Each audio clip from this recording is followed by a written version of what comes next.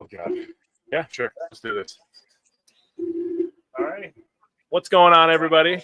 Wisco Fanatics here with our boy Mikey, Badger expert. We also have special guest Scary Alvarez, as we are here for our 2023 Badgers Primer live from Isaac Sports Bar in New Holsting, Wisconsin. Feel kind of dirty being in New Holsting and doing something cool, but it's okay for one night, I guess. Oh, come on. Raider Pride, baby. Raider Pride. Oh, see, now I'm getting it from the crowd. Hey, the rivalry never ends, okay? The rivalry never ends. That's because they're the best.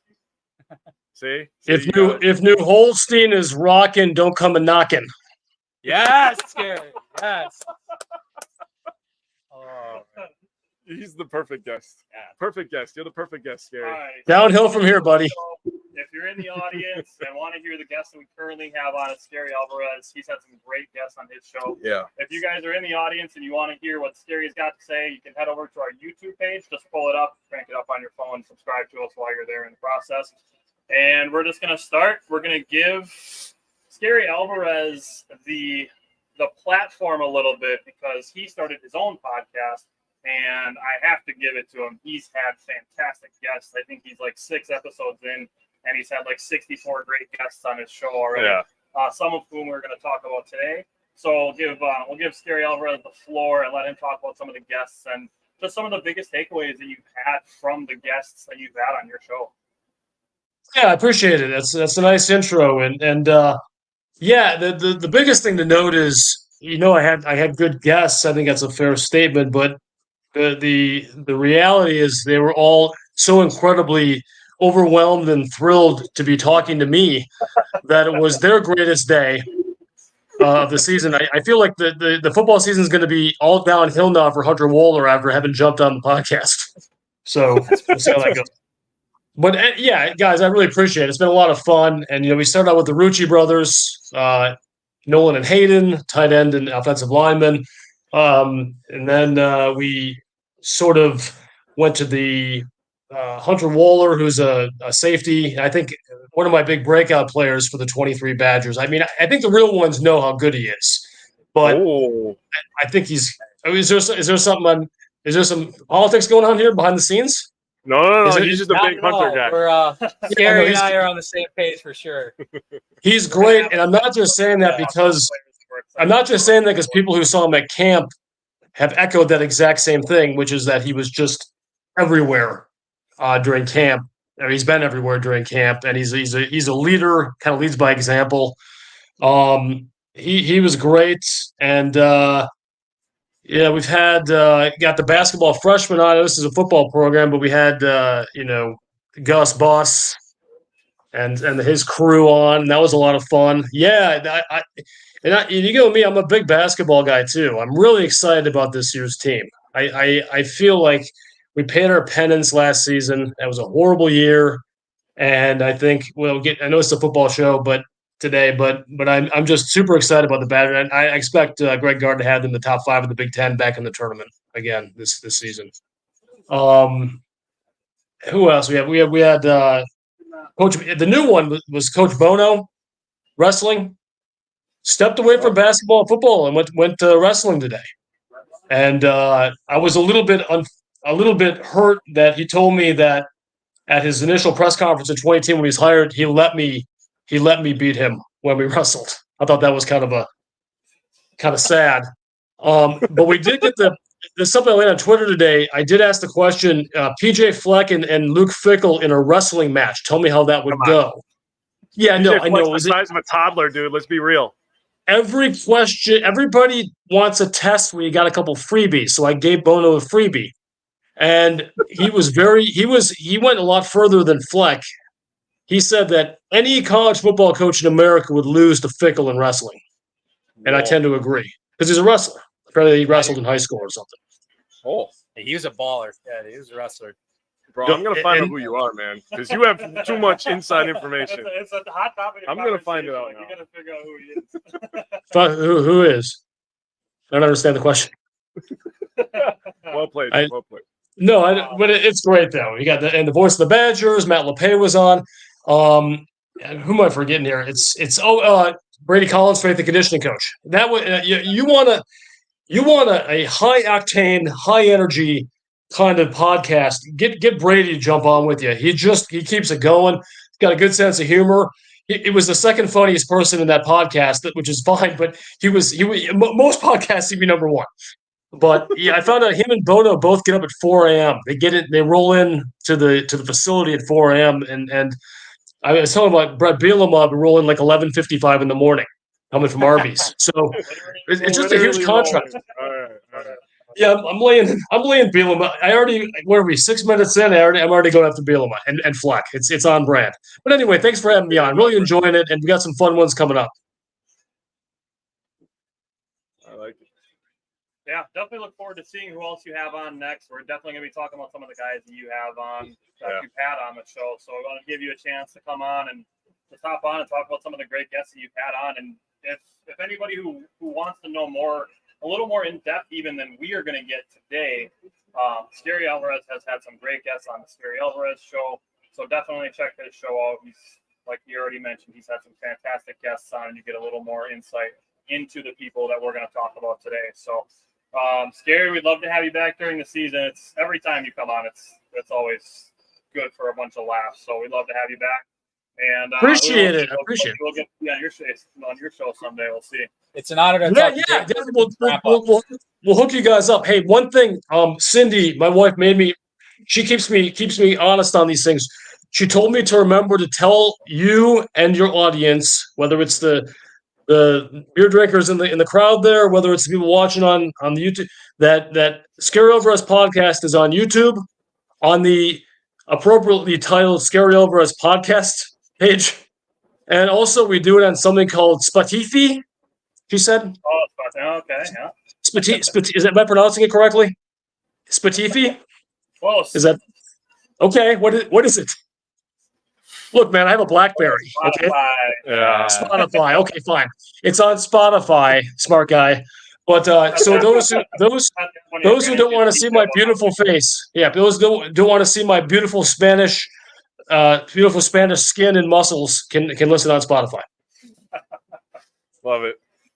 All right. Well, we appreciate you taking the time to hop on with us for a little bit, and hopefully we'll talk soon. Okay, cool. Is that it? I'm done. I think that's it. I mean, real quick before we okay, no, it's totally fine. I mean, Cindy's rolling a bath for me right now, my Roman bath, but I can wait a few minutes. Did that get weird? Two things we want to get from you before we let you go. We need a bold prediction. Yes, and a record prediction. Thank you. That's what I wanted. Bold prediction. Yeah, good question. And I was on with a guy named Big Ten Ted. I'm not sure if you guys know who that is. One of the finest Big Ten podcasters, and he asked me the record prediction, and he allowed me to give a range. And I didn't feel comfortable with that, but I'm going to go to the high end of the range because the range was undefeated at the top, and it was four L's on the bottom.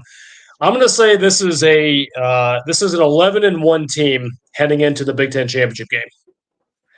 And I know yeah. Pardon me? Who we playing in the Big Ten championship? Ohio State. Oh, Michigan is going to be third place. Michigan's a third place team in the East this year. I'm saying it right now. What? You heard me. Third place. Quote me on that. Go ahead. Bulletin board material. I'm happy to have it. Oh, Hunter Dickinson, you're going to cry now? No, he's in Kansas. Wow. And a bowl game prediction. I would say that obviously if it goes the way I think it's going to go, it's going to come down to that Big Ten championship game against Ohio State for the right to be in the college football playoff. So that just like it was in 2017. So I'm going to leave it at that. I do think we're going to have meaningful games in November and early December as far as the national title scene. That's how confident I am in this team. We're going to have some close games, though. I want to be very clear.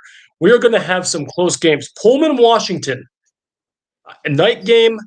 The ire of every Pac-12, Pac-4, whatever it's called now, every Pac-12 drunk, like they're just going to bring it at these poor kids. And I mean, the Badgers weren't like, hey, let's have a team meeting and let's vote to get Washington, Oregon in here. The Badgers had nothing to do with this, but that crowd's going to be ready. We're going to win that game, but that's going to be a close game.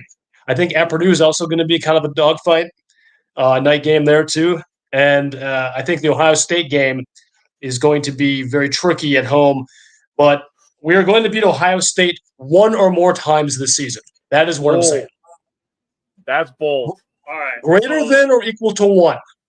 It might be the old age sneaking up on you. We got the bold prediction. We need a bold, like thick font bold. We need a bold prediction. Like my biceps. Exactly. My thighs. Wait, I squat 900, by the way. I won Squat Fest and they edited me out. It's bullshit. But you want another bold prediction, or were you characterizing the previous prediction as a bold prediction? It's pretty bold. I mean, I suppose that was bold. Give one team specific that doesn't relate to the opponent. Okay, team specific. Tanner Mordecai, first team All Big Ten quarterback. Love it. There it is. Love it. Oh, but the spring game, 90-mile-per-hour winds, and the defense that was about 2 months ahead of the offense. I don't know. I think we're going to be okay. I don't think we left it on the field there in April. I think we're going to be all right. All right, guys. Well, hey, this has been a true, unique, lifelong pleasure for the three of you and all your guests there. Get rowdy. Oh, he left. Nope, Later, man.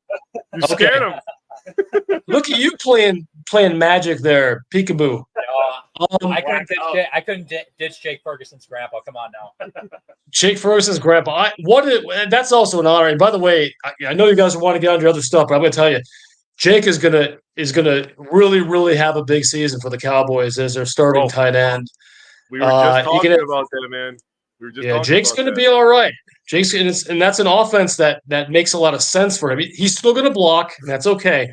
But yes, that's fine. He'll have Peyton Hendershot caddying for him. But he's going to be great. Jake over and under 8.5 touchdowns. Whoa! I'm setting it. Yep, you heard me. Fergie time in Dallas. Fergie time. Sad that he plays for the Cowboys. Though. It's ridiculous. I freaking hate the Cowboys except for every game Jake plays.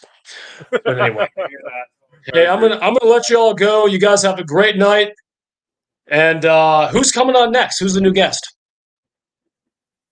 I don't know. It's might just be the three of us for tonight. But okay, I'm just saying, whoever it is, I feel horribly sorry for.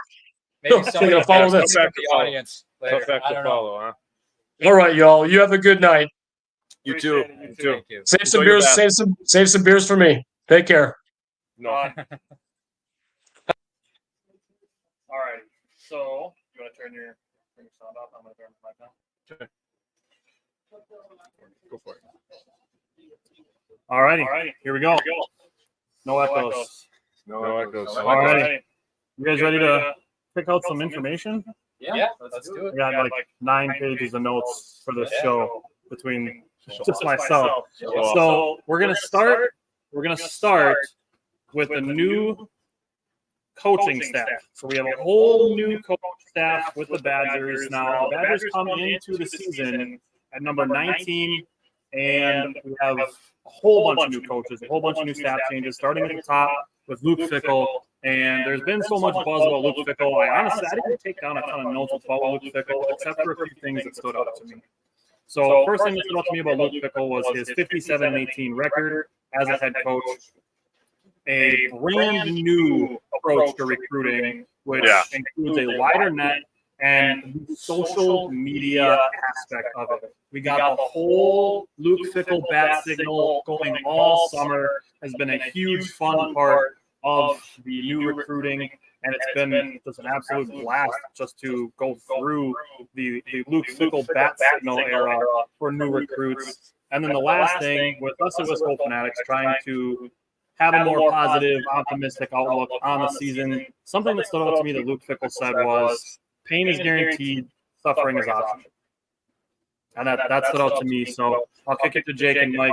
What's about you guys about Luke Fickell since we got the hire back in December? You can, yeah. Okay. So I guess the thing that sticks out to me is the toughness. He brings a new edge to the Wisconsin Badgers that I feel like we were missing. it's not that Wisconsin didn't play a tough brand of football. We always played good defense. We always ran the ball. We played big boy football, right? We said that when Nebraska came over, like, welcome to the adult dinner table. One of my favorite lines of all time, by the way. But just the mental toughness that he's going to bring to this team that I think that we were missing the last couple seasons. Even though we did have talented players, we were still sending a ton of people to the NFL, from linemen, linebackers, quarterbacks, doesn't matter. We're still sending a bunch of people. But the one thing that I think is going to stick out is the mental toughness. And I don't want to take everything, so I'm going to let Mike go, and then I'll add in after that. But that's what sticks out to me. I mean, you're absolutely right. So when Chris McIntosh takes over as AD, it's like when he hires the coach. First off, none of us thought that Luke Fickell was going to be the guy getting hired. Nope. We talked about when Jim Leonard wasn't going to be the guy. The last person we thought of, I think, was Luke Fickell. I think we can all. We all had what, 3 He was guys? going to Notre Dame, USC, some bigger school. Let's be honest. So that all caught us by surprise. We were talking Lance Leipold, who I was personally hoping as a Warhawk alum myself. Love her. But, whatever. He's got a good thing going on at Kansas. But no, that was great. I remember, seeing those tweets, and then we were all just jacked up and excited. And he had a background with Chris McIntosh too. We played against him. He was a nose guard at Ohio State for 4 years. And he's made it clear he's all about the line of scrimmage too, which is, I think, resonates with the Wisconsin program. Absolutely. Granted, we're not going to be in the power run game. We're not going to have jumbo tight end packages anymore. That kind of went away. But he still made it clear it's all about the line of scrimmage. It's still all about, getting Braylon Allen those touches, which we're going to talk about, later as well. But I mean, you kind of hit on the edge there before Tyler. 57-18 record. Peach Bowl appearance in 2020, and a non-Power 5 school at Cincy, makes the college football playoff. Yeah, Right there, that's volumes, I think. 100%.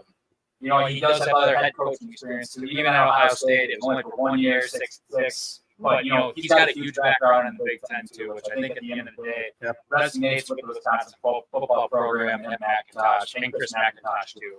And I think this marriage between these two actually going forward, because I think this hiring woke up a lot of the old school Wisconsin Badger alum, the fans that were all about Jimmy Leonard getting hired for that job.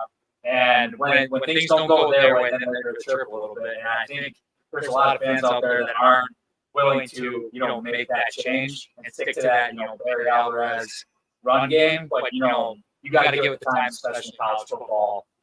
Whether it's in the recruiting aspect online or just, all the good teams are running like a spread offense of some sort. They're not doing the power run, not doing any of that. So I think that's what I really appreciate about Chris McIntosh is having that new type of vision and not just sticking to the old ways for sake of tradition.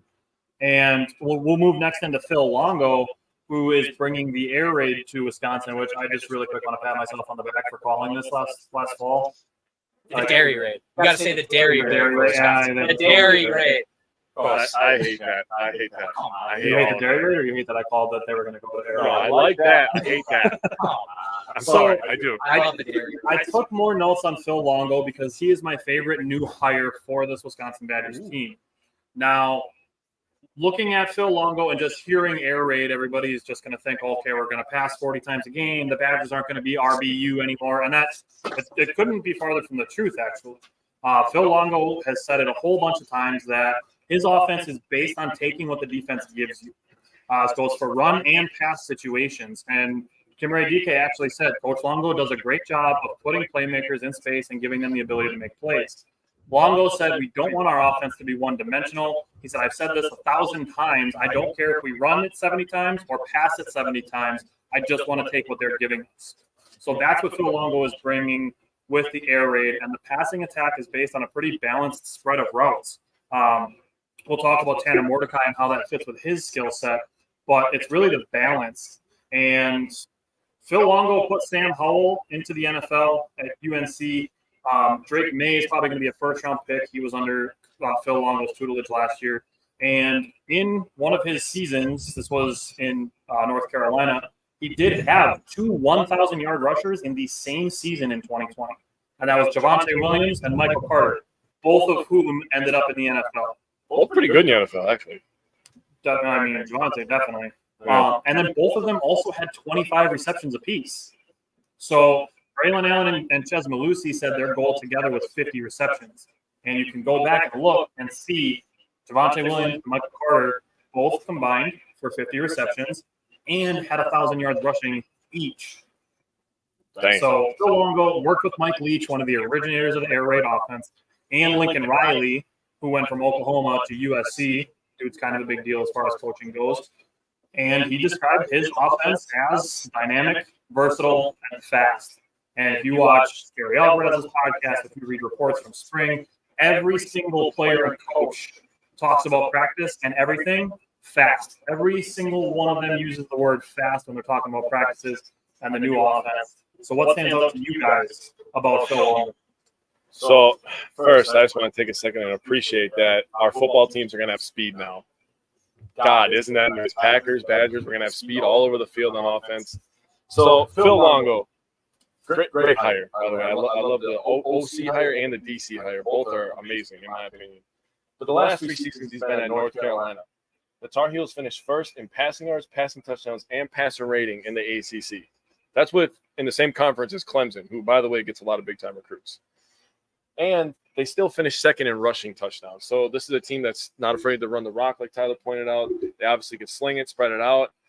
We're gonna go over some players that we brought in this year, some new faces as well on the player aspects. But we got some guys at wide receiver that got the dog in them. They're gonna spread them out, give them one-on-ones.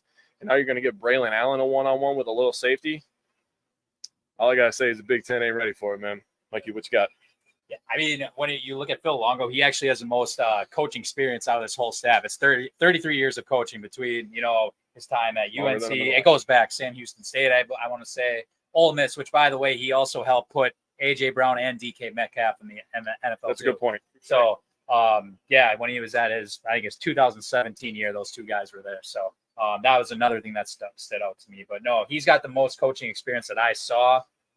Based off of everyone else's resume. So he's been around the block for quite a bit. But no, his offense, creates favorable matchups. And, it's going to be, Tanner Mordecai's job to read that when he goes into the play and, decide and release the ball real quick to a receiver or hand it off. You're going to see a lot more RPOs in this offense too. So it's good. It's real quick. So as soon as the play's over, Tanner's looking over at Longo. He's going to have his, wristband on and he's making the call. So, this is not going to be, go in the huddle for 30, 40 seconds, snap the ball at the last second. This is going to be go, go, go, which is, I think, Badger fans should be excited for. I know I'm excited for it. It's definitely a change of pace that I think needed to be welcomed to Madison and a breath of fresh air, essentially. No more 8-minute field goal drives? Not this year, hopefully. Yeah. What I will throw out there for potentially the most coaching experience, and this is, this might not be a coordinator, but the new offensive line coach, Jack Bicknell Jr., he started coaching in 1986. Oh, that's close then. Okay. Wisconsin is the 9th college, and he worked for 4 NFL teams. He was at North Carolina with Bill Longo in 2022. So he comes over with Longo to Wisconsin. The Badgers also have Devin Spalding, a new running backs coach. He coached running backs at Youngstown State for 4 years. Does have a Fickle connection as a graduate assistant in 2019.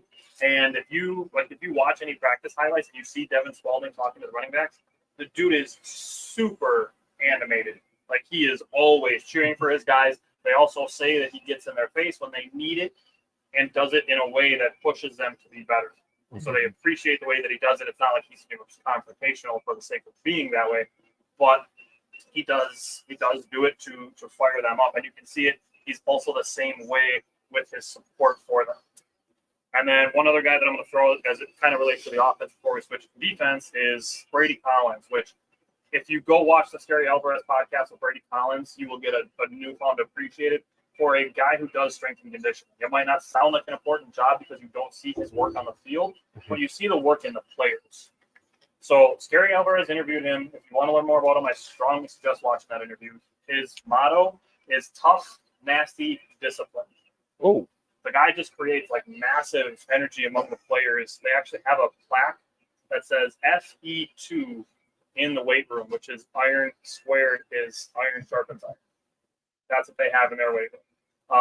That's sick. So That's a T-shirt, dude. Fickle and Brady Collins had the connection from Cincinnati, and McIntosh was so impressed with Collins and his ability to use strength and conditioning to create competition and accountability. So, is there anything else you guys want to say on any of the new faces on the offense? Brady Collins, energy is contagious. I mean, that's just a guy that, you better bring it every day, but at the same time, that's a guy that you want to, give it your all for too. So I definitely love the hire on that end.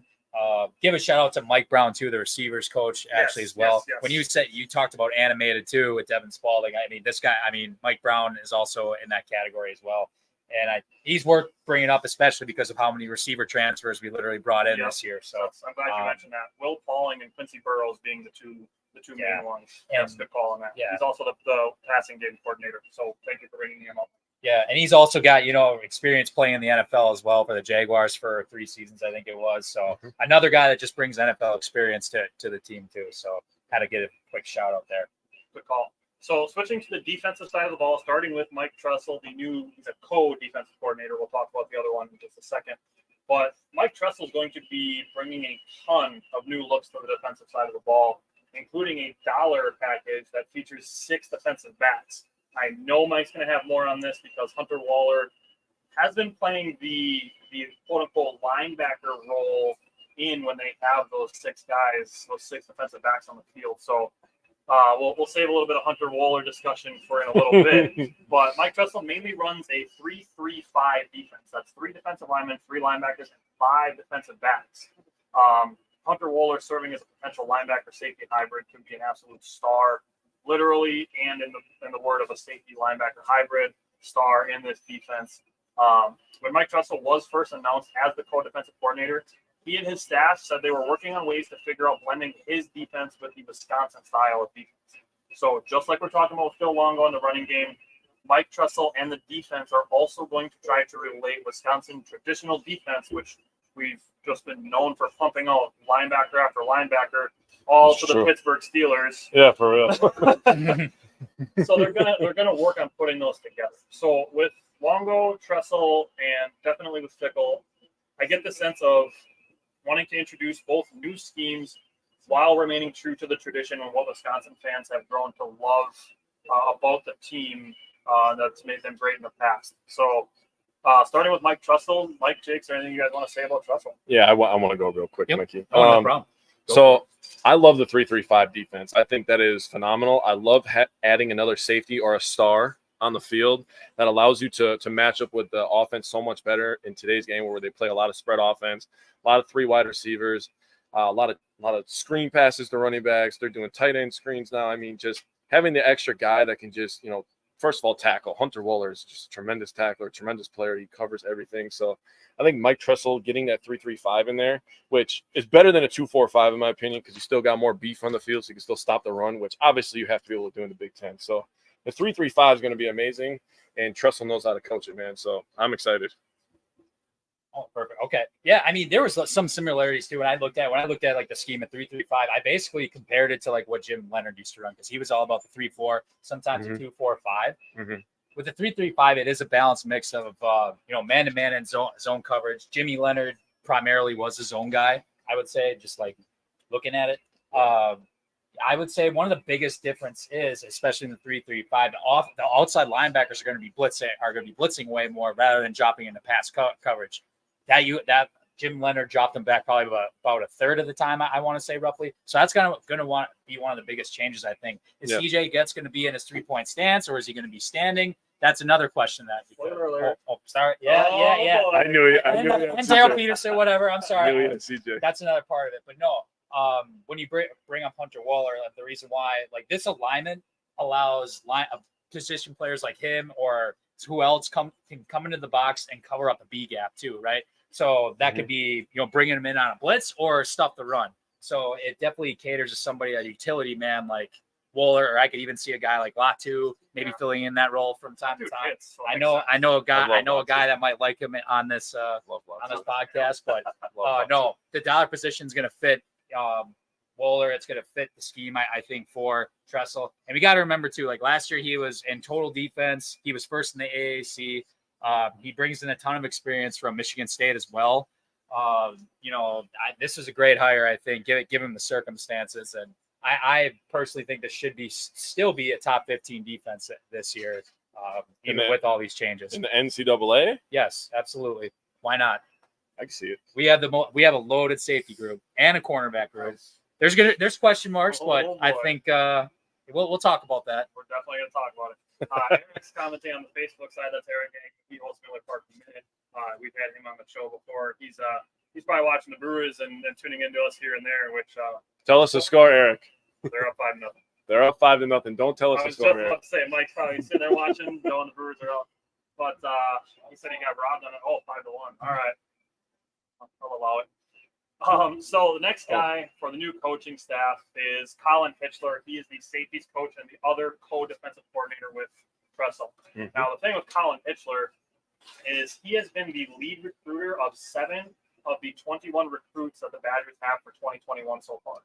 3 of those 7 are 4-star recruits, and 4 of those 7 are from Pennsylvania in the 2024 class. Barry said Badgers are winning the national championship this year. Mark my words. All right, Barry. I'm totally here for it. I'll take your word for it, Scary. I hope the crowd saw that too. Yeah, we're very optimistic here.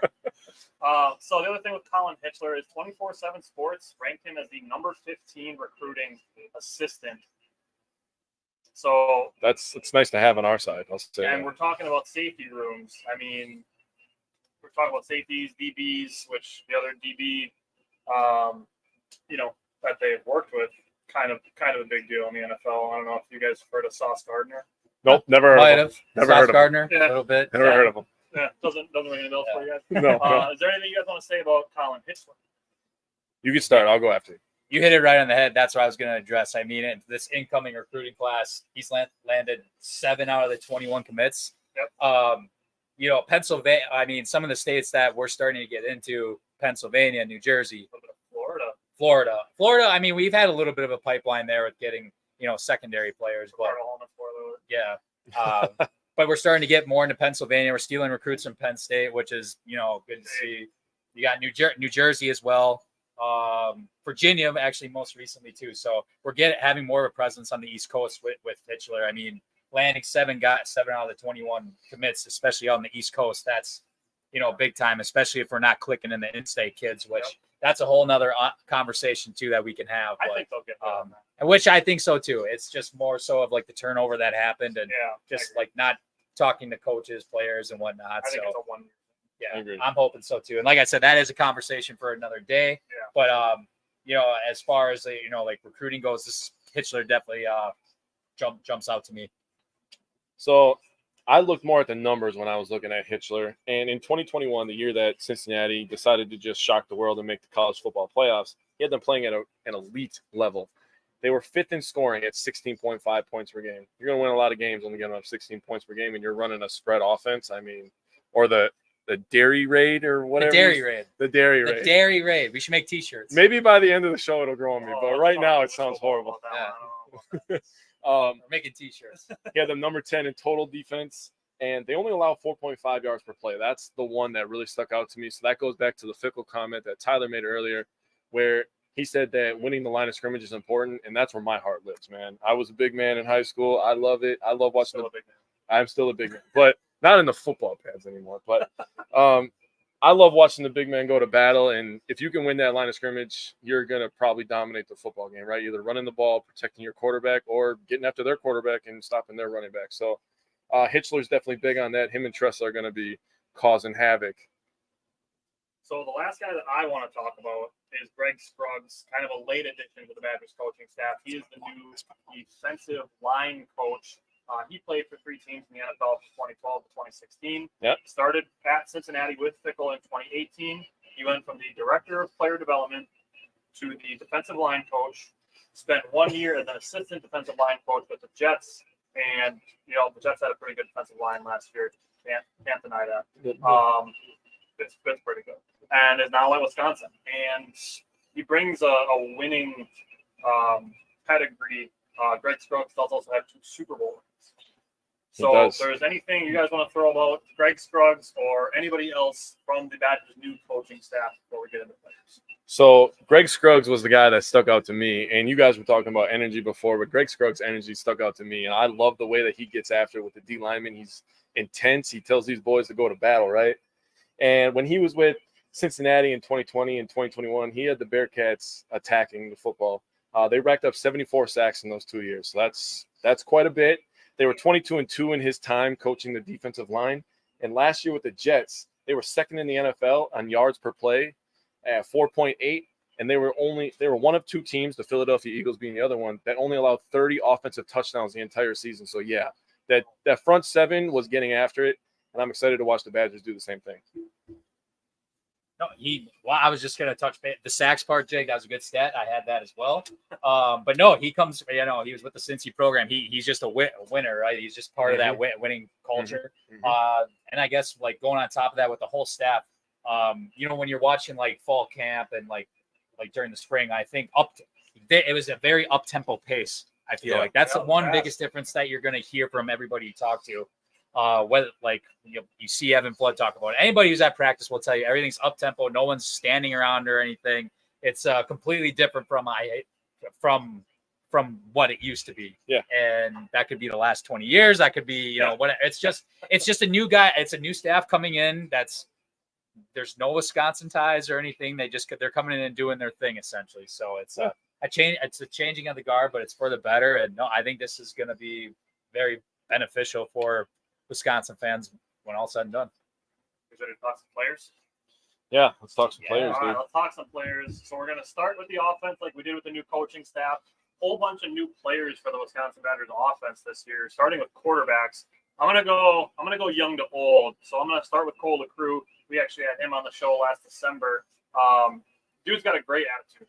Yeah. He's an incoming freshman. Love his attitude, the way that he approaches his work, and still love his comment about Central Michigan. That was amazing. Yeah, the confidence level in that kid is just it's crazy, dude. So, should we tell them? So basically, we brought in one of the true freshman quarterbacks onto our podcast, right? And he was deciding where he was going to go initially, probably about a month or two prior. Yep. And the only offers that he had were from like MAC schools like Central Michigan, and I forget what the other one was. He had like a Toledo or something. Toledo maybe like or something. That, yeah. But long story short, he told the coach, like, hell no, in like the nicest way possible on Power 5. Like he told like head coach like straight up, like he said he was like, they were like, we're either going to need a commitment from you or we're going to go somebody else. So he said, go get someone else. In a nice way. Yeah, in a nice way. Someone else. I'm about to go bigger than you. Think about the sack on that kid, man. Holy crap, right? So just learning through that, like the recruiting process, that was really cool to see.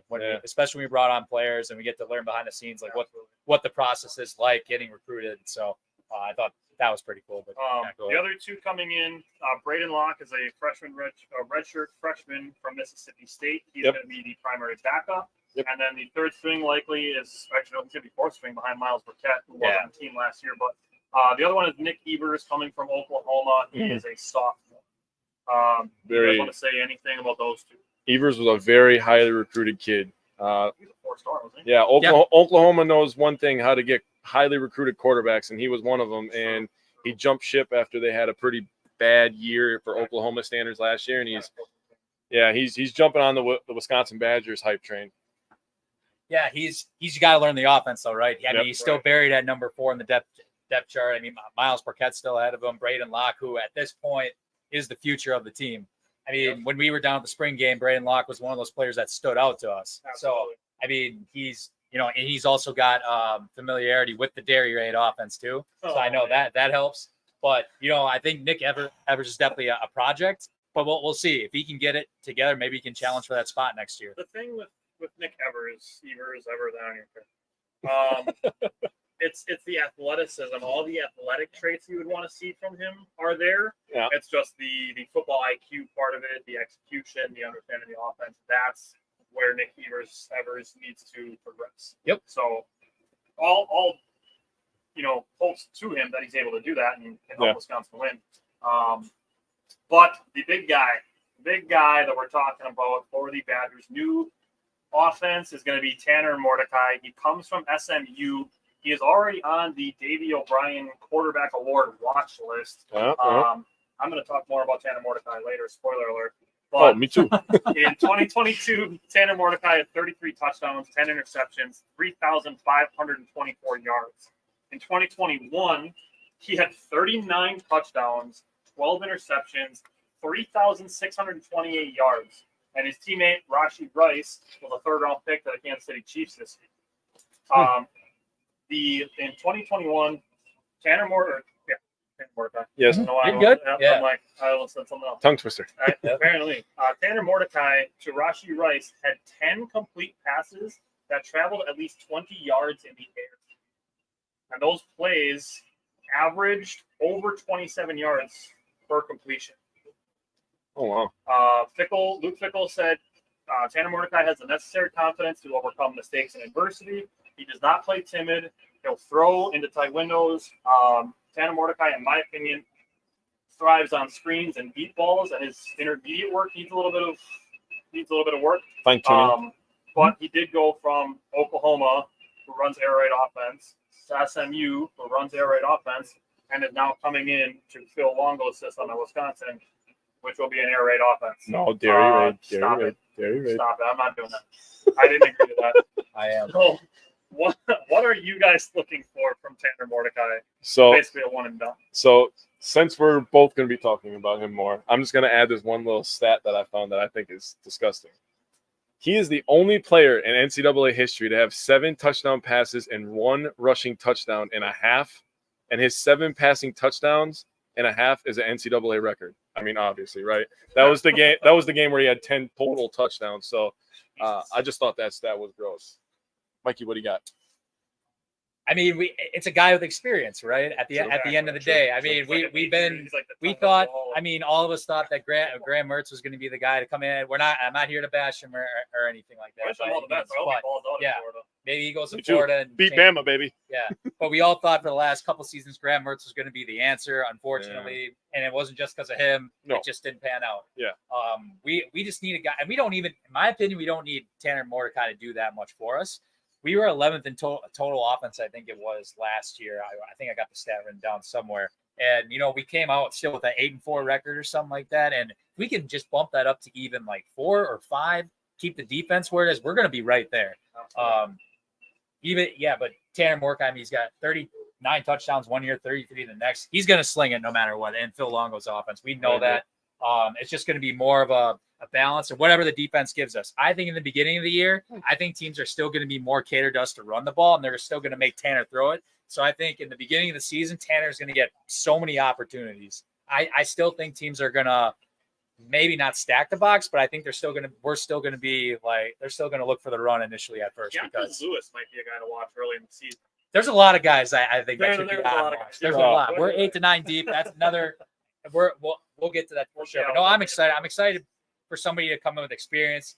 I am going to talk about later how I think he is going to do this year and play maybe a little devil's advocate, but we're going to get there. Wow. We're going to have a lot of Tanner Mordecai discussion tonight. Oh, wow. So 2 guys on the offensive line, Jake Renfro and Joe Huber, both transfers.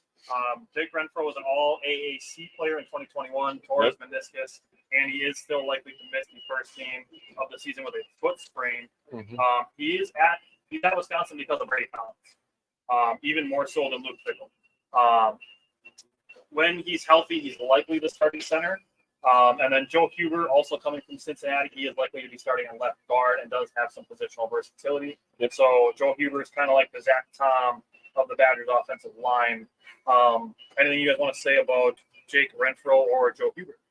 Jake Renfro is a freaking truck.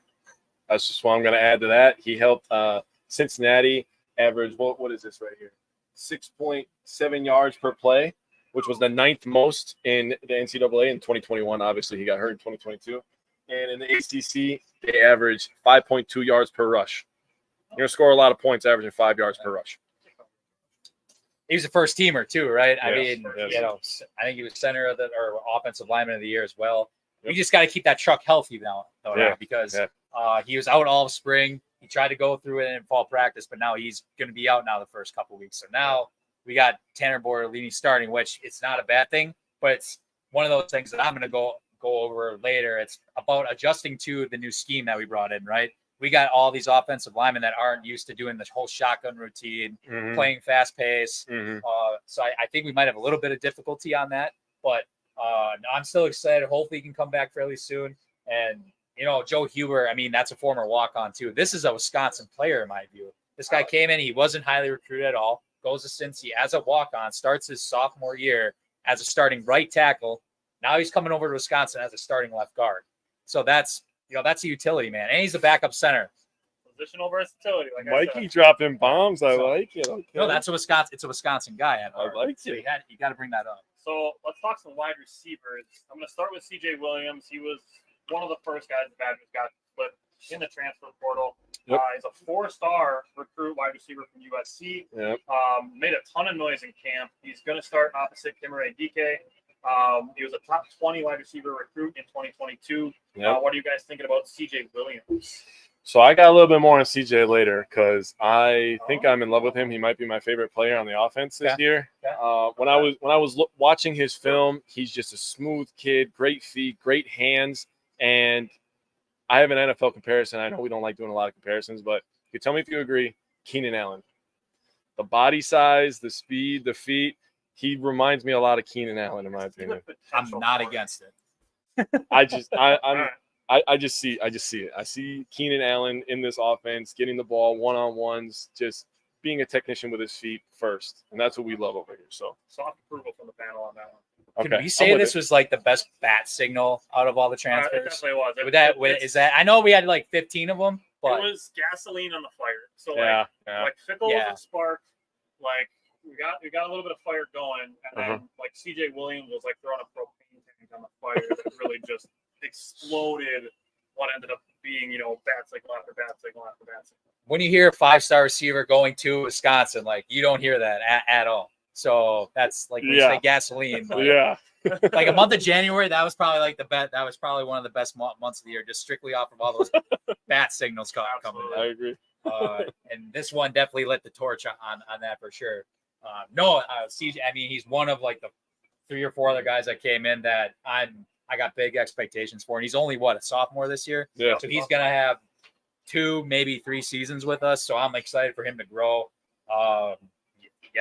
Excited. And once he came in, he started making plays too. More importantly, in spring practice, he's with the first team. He was consistently with the first team until Bryson Green came back. Now they're rotating a little bit. That's another conversation. But no, I'm excited what he can do. He's going to be in that 6th receiver rotation. Well, before we go, this guy committed to USC, and everybody knows the high profile that USC is now. So, that's big talk right there. For him to leave USC and come to Wisconsin speaks volumes.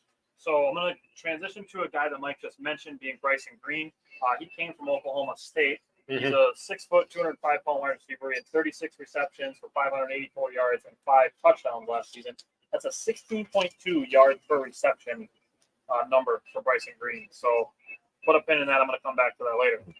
He's essentially going to be the number 4 wide receiver in the air raid, but with the constant rotation of wide receivers, they're essentially going to run like 2 groups of 3 very often. So all these guys that we're talking about wide receiver are still going to be important, even if they're not starting with the offense. And working with the second team offense, as Bryson Green did a lot of. Braden Locke said, if he's got man coverage, he's open. So love hearing that from Braden Locke, talking about Bryson Green. What stands out to you guys about Bryson Green? Well, the first thing that should stand out is when you watch his highlight film on YouTube. So I was watching highlight films with all these guys so I can get a better feel for how they're going to fit into the offense. Is you see his game-winning touchdown that he had against Texas last year. And that just shows me toughness. And it shows exactly what you said in your statement to be true. When he's one-on-one, he's going to win. He's a guy that can go up and high point the ball, which is going to be great for Tanner Mordecai if he wants to spread the field and go deep. So he's going to be phenomenal in this offense, taking the top off at least. I mean, as soon as he got the clear to play in fall, participate in fall practice, he was making plays too. Mm-hmm. You just said before, like 50-50 balls, those are like, he's going to get them. Big frame. Balls. Yeah.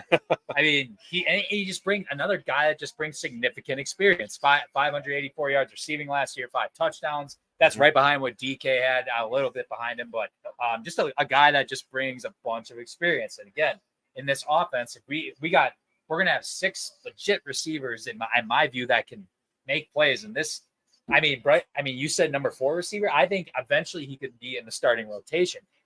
Honestly, like between there's 3, 4, maybe even 5 guys that I could see starting.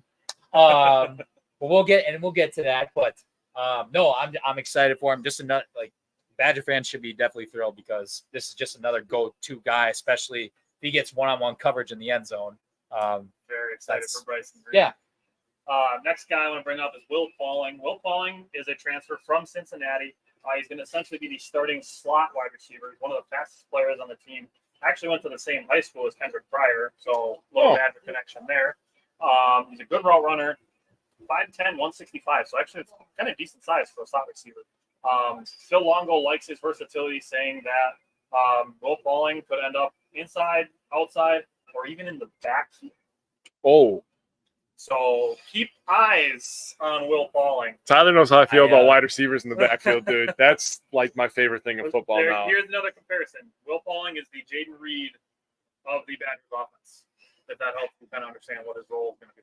And last week when we went to the Packers practice, Tyler saw me almost have a heart attack when we put Jaden Reed in the backfield. I was like, think of all the matchups, right? I was just freaking out. I was a football nerd in that second. So I love Will Pauling. I think he's going to be tremendous for us, winning a lot of one-on-ones. I think he'll help with the inexperience at tight end that we're going to have this year. Now, creating the mismatches and winning inside, because usually that's the tight end that controls the middle of the field. But, oh boy, we're getting in trouble. Oh, boy. So we got a little Isaac Sports Bar special here. What do we got here? Shout out to the audience. Can we hear the audience for a second real quick? She's got more. Come on. I'm walking off. See you later. This looks like cherry bombs, if I'm not mistaken. So we got cheers too. We got friends here, right? We got family here, and we got some of New Holstein, Wisconsin's finest in town tonight. Oh, Mikey's running the show now. Yeah, I love it. Shout out to Isaac. Thank you for having us. And happy belated birthday, by the way. I wanted to say that to you. Early birthday for this guy. Yeah. Old in a week. I'm already old, so here we go. Right. Cheers, everybody. Wisconsin Red. Here we go.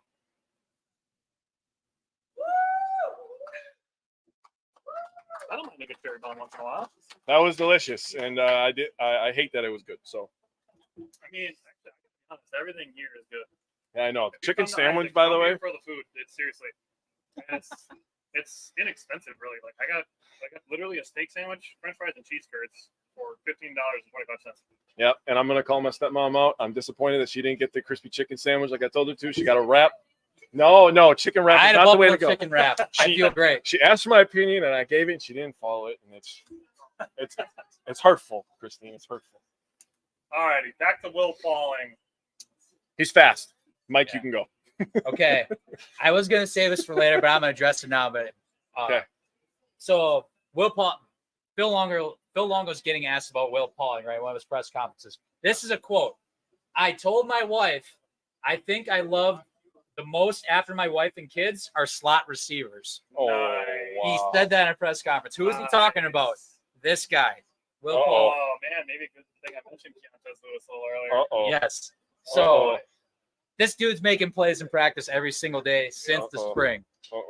I have very high expectations. Well, maybe not expectations, but I'm very high on this guy. I think so. So no, absolutely.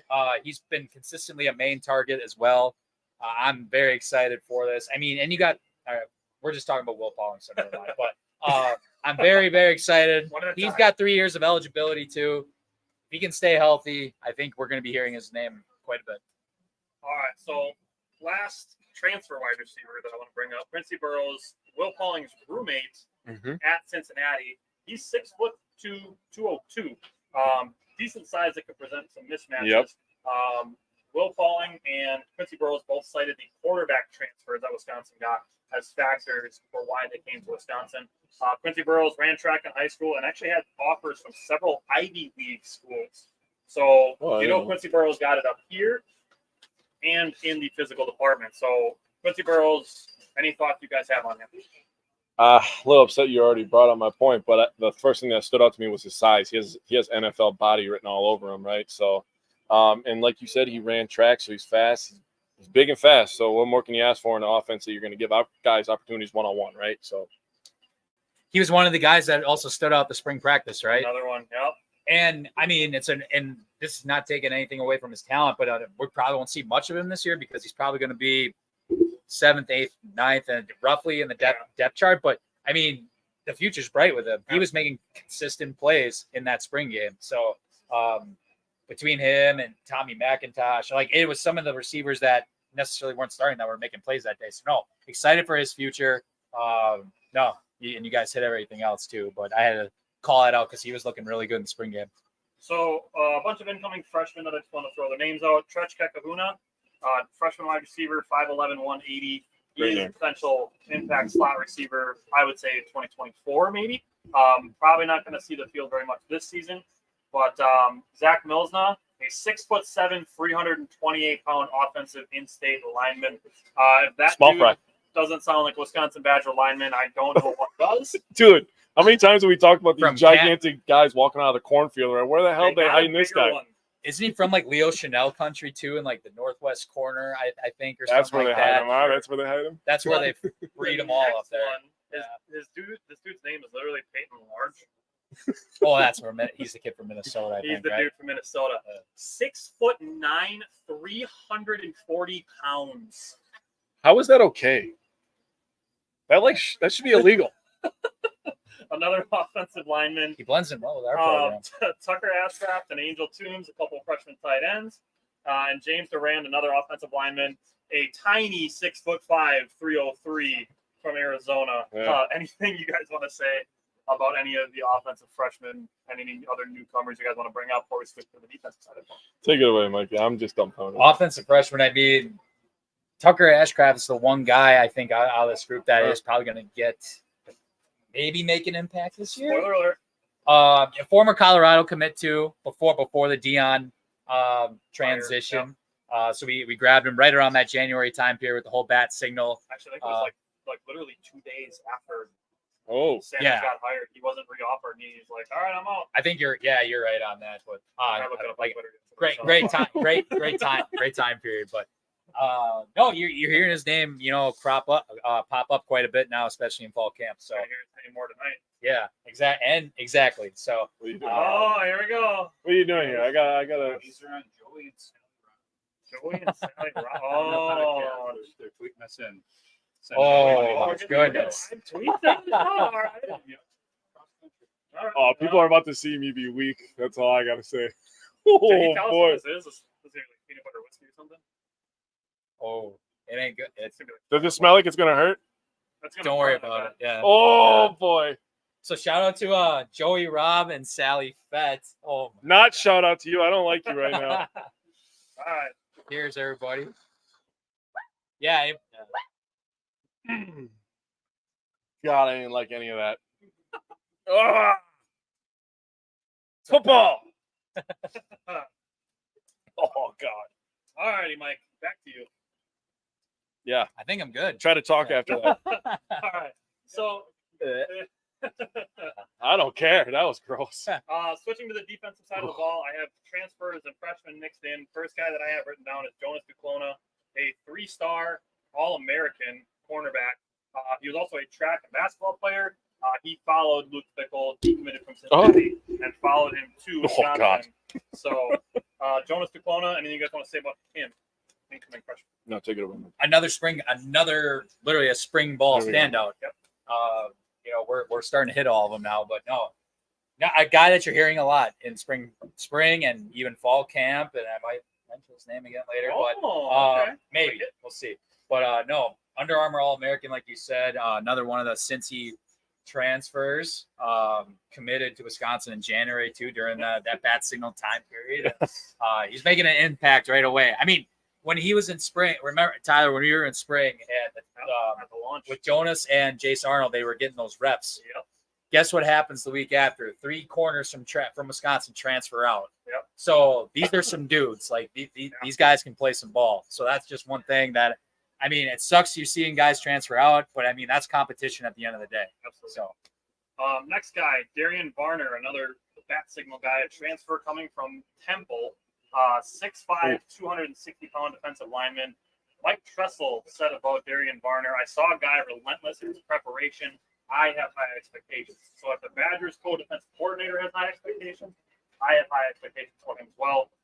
Darian Varner was a first-team All-AAC player as a freshman and a sophomore. Mhm. In one season, he had 7.5 sacks, 12.5 tackles for loss. So, Darian Varner, anything you guys want to say about him? First of all, he's a leader because he was voted a team captain last year on Temple, so that's a big thing for me. He was tied for 16th in the nation and tied for second in the AAC in sacks per game at 0.75 per game. So the guy can get after the quarterback. He has gap responsibility, and he's a leader. So those are three things that stick out to me about him. yeah, what was it? 7.5 sacks, I think. And 12.5 tackles for 12.5 loss. tackles for loss. First team All AAC. Fickle, I mean, got to see him in person. I Yeah. think not once, but like two years. So he knows, I think, what he's getting. And it just brings more depth to somewhat, I'm going to say a questionable defensive line going into this season because there's just a lot of unknowns. Yeah. So this is just, another addition. He's got plenty of experience, and I think it's only going to make the unit better. All right. This one, all right, I'm going to do my best on this one. Nazir Forkorian. You did much better than I would have. So I'm just going to go with that. He's a 6'1", 190-pound defensive back transfer from Grand Valley State, was a D2 All-American. I don't know if I would go as far as to say disrespected, but I'll say underrated because he's coming from Division II. But Mike Tressel said about him, he has some length and he uses it. He's confident. He's ready to go. So I like hearing that about him from the co-defensive coordinator. Again, Nazir Forkorian, anything you guys want to say about him? I just like that. I watched a couple of his interviews when he talked about transferring from D2 to D1, and obviously a bigger school in Wisconsin in the Big Ten. So Forkorian doesn't seem like the lights are too bright, and he's not afraid to match up against any wide receiver in this country. So we're definitely going to need his length in one game specifically against Ohio State because they have a pretty big guy, if you didn't know that. Yeah. I mean, it's not like D2 or D3 transfers can make an impact, right? Even at this level, even higher. Oh, sorry. I was going to say Jake Kumro, but that's just, players can make an impact, whether it's at the high level or the NFL. But no, I was excited. I mean, there's a reason why he was brought on. Matt Mitchell, the outside linebackers coach. He came from Grand Valley State. He was a head coach there. So I think that was a big part in bringing this guy in because, we need to fill that cornerback room because he obviously had a few guys transfer out. So, no, this is just another guy. He's starting to get second team reps, I believe, too, based off of fall camp. So he's obviously making some sort of an impact. He brings a lot of experience. And, that should be good. 28 tackles, 4 interceptions last year. Solid kid. All right. I would say, arguably, the guy we were most excited about is Amari Snowden. Had him on the show in April. He's got a great head on his shoulders, thanks to his dad, who is just another great guy. 6'4", 199 pounds. Amari Snowden, in my opinion, is the most likely freshman to contribute in 2023 at cornerback. I have a feeling you guys have a lot of things to say about Amari Snowden, so I will let you guys go. I'll let you go first. Yeah. I love Amari Snowden's mindset. You could tell that kid has great leaders in his life. He's a hell of an athlete. He actually originally committed to Cincinnati because he was going to be a football and baseball player there. Bring Wisconsin baseball back. We did have him on the show, like Tyler said before, and we were asking him if he was going to talk to McIntosh about bringing Wisconsin baseball back. And he said that was one of the first things that he wanted to do. So hopefully he's gaining some headway on that one. But he's a long, athletic kid. Good ball skills, physical. He's got an NFL body on him already, and he's only 18 years old. But yeah, the ceiling is very high for him with my expectations and his talent. So we'll see what happens. But we're cheering for you, man.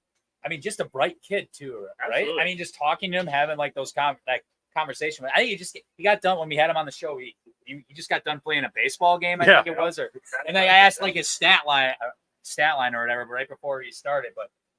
No, just a bright kid. He comes from a great family. I mean, his dad, I think, even made a couple comments to us too. So definitely excited. I mean, that's obviously one of the guys we're going to be cheering for as his career transpires at transitions at Wisconsin. So, Mhm. I mean, you guys hit everything else, but I'm definitely excited. That's one of the guys I'm rooting for. So this isn't one of my bold predictions, but I'm going to say it now. Amari Snowden's going to be a star in the NFL. His size combination with his attitude and his know-how, I don't see a scenario where Amari Snowden doesn't end up as a big-time NFL player. If he turns into Sauce Gardner too, I'm buying his jersey. I wasn't going to we say gotta- it. I'm we buying it.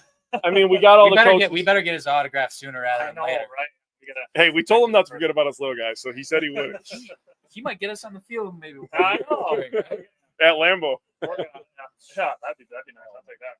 So between, Mike, I'll let you talk about Amari Snowden. If there's anything else you want to say about him. No, you guys covered it. I'm good. So between Jace Arnold, who is the next guy we'll talk about, Jonas Declona, and Amari Snowden, the Badgers really have a bright future at cornerback, in my opinion. Another guy we'll throw when we talk about transfers is Jason. I don't know if you want to say Mater or Matry. Matry. Yep. Jalen Peter messed me up by doing that. Now his name is Petrie, so same Yeah. thing. So Jace Arnold is a freshman cornerback. He's 5'9", 186, basically the opposite body type of Amari Snowden. But he's another track athlete. If you look at ESPN's recruiting, Jace Arnold is a 4-star recruit. Is there anything you guys want to say about Jace Arnold? I mean, that's one of Leonard's boys, right? I mean, and the cool thing is he's just one of those guys. I mean, some in the 2023 class, some of them left for obvious reasons with the new staff. This is one of those guys that stuck around. So obviously he liked hearing what Tressel was going to bring to the table. And in spring practice again, he was in the two deep. That might not be the case now anymore, but that's also a true freshman you're talking about. So yeah. He obviously brings something to the table. 4-star recruit. One of Leonard's guys. I'm very excited for his future too. That's a guy we're going to hear about a lot in the coming years. So next one being Jason Matry. He is a senior transfer from Boston College, 5'10", 188, another smaller guy. He played safety in 2021, Yeah. so maybe some positional versatility there.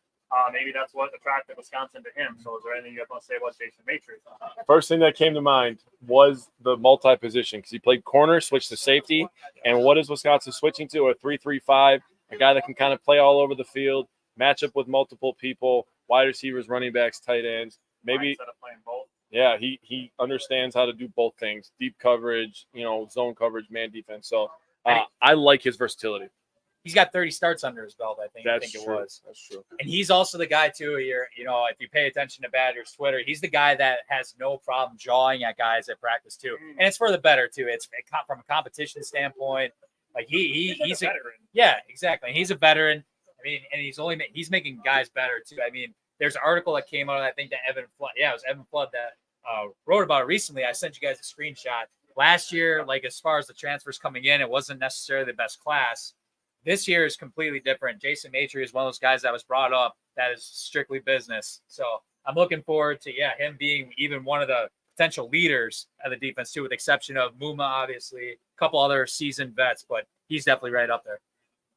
So a handful of other names to throw out there. Justin Taylor, a freshman safety, 6 foot, 195, a 3-star, another track athlete.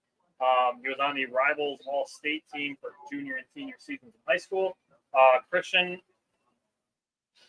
Allegro? Is it Allegro or is it Elite? I was thinking Allegro. I'll go with it. But yeah. I'm actually really excited for him. Dude has definitely a linebacker build. 6'4", 228. A 3-star recruit from Connecticut. 76 tackles and 3 interceptions in his senior year. First team All-State from Connecticut. Ooh.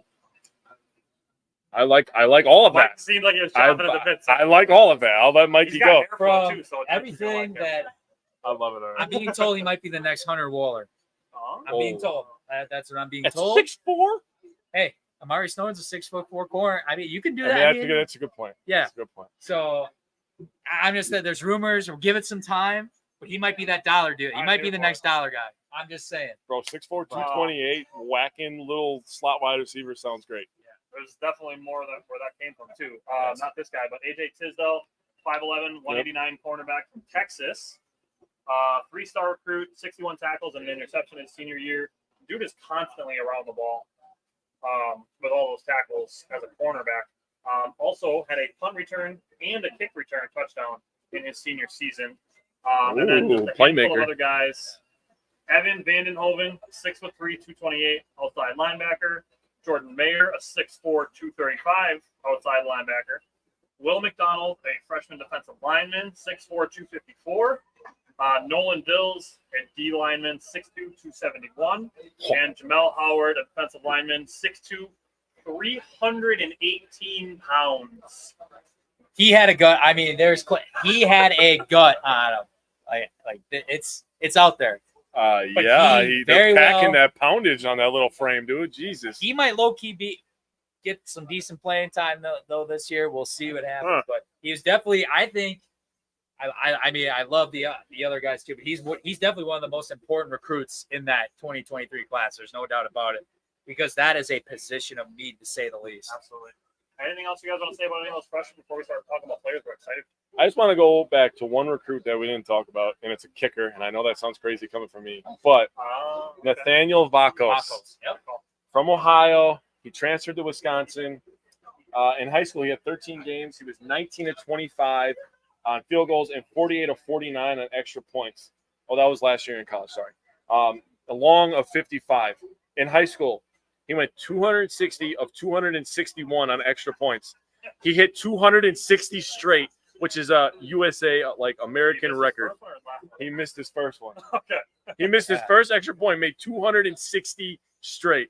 This guy's got a booming leg, and a team that's going through transition is going to come down to close games. So having a guy that you can trust on special teams, don't let it go unnoticed. My bad. That's perfect. No. That's all right. Very well said.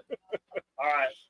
We got a handful of seconds left. These are going to go a little quicker because there's fewer names to bring up. Yes. So we're going to move into players we are excited to watch. So these are names that we think are going to be heard a little more often. You guys Okay. want to start on offense or defense? And we've been talking about offense for everything else. Defense. Keep it rolling. Oh, defense. Defense. All right. Defense. We're going to go to the far end. Mike, give me your first defensive guy that you're excited for. Okay, so I'm not gonna give my obvious one first. Oh, I am going to go. I was Mine gonna are say- both obvious. I'm not gonna do I won't do the obvious one first. I'm gonna go with the guy who he might not be the best guy in defense, but I do have high expectations for, especially because there's a need. I'm going Daryl Peterson actually Oh, on this one. okay. We're desperate for a pass rush this year. I think I wrote this down.